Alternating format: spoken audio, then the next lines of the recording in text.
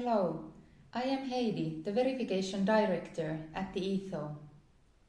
We ask about the origin of the raw materials of products and about the chemicals used in the products and processes in our ethical questionnaire. This, of course, does not only mean the design or the final stage of production that our brands do, but for example the actual origin of cotton used for clothing or the silver used for the jewelry. The concepts on quantifying the exact environmental impacts more precisely are measuring the ecological footprint of a product or doing a life cycle assessment.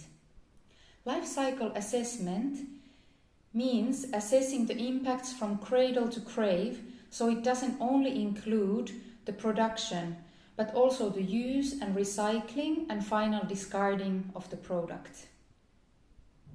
Life cycle inventory involves flows from and to nature for a product. It includes inputs of water, energy and raw materials and releases to air, land and waterways. These flows and impacts of different materials and of different stages of production are something we encourage our brands to think about by, for example, making a flow chart on different products in your collections and all the different materials used in them. Of course, many of you already do all this. At the Etho platform, we have brands using solely organic or recycled raw materials such as recycled polyester, glass, precious metals or plastic waste to create amazing products. We have brands who are able to tell exactly the positive impacts of their ecological production processes and so forth. During our annual verification renewal, we also got a lot of fresh positive updates from you telling how you are shifting to more ecological materials, have gone plastic free or have changed your packaging to biodegradable ones. We are also proud that some of our brands have return service for customers after they are not using the items anymore to close the loop. Using upcycled materials is one of the most efficient ways to reduce the ecological footprint of a product. For example, recycled polyester uses 30 to 50% less energy, reduces the need for primary extraction of crude oil, and cuts the amount of fabric disposed in landfills.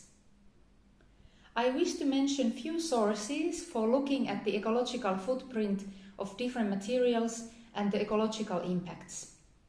Higgs Material Index is a service where you can see the environmental impact of different materials and compare them. Of course, at the time of filming this, they were updating the system and the page was out of order, but I hope it will be back on soon again.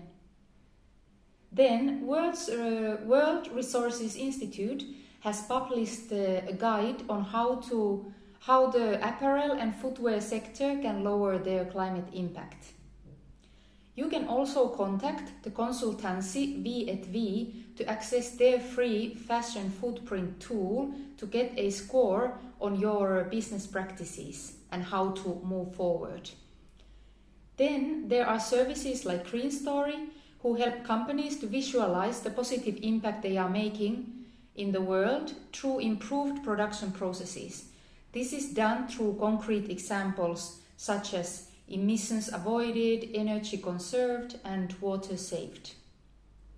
This is a wide topic, so if there is a specific area you need more information on, do let us know.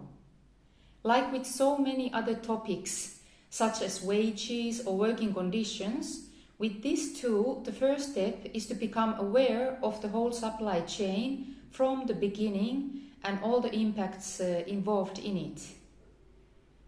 If you are already using a tool you think is worth sharing with other companies in our platform, do tip us. I wish you a great start of August. Bye.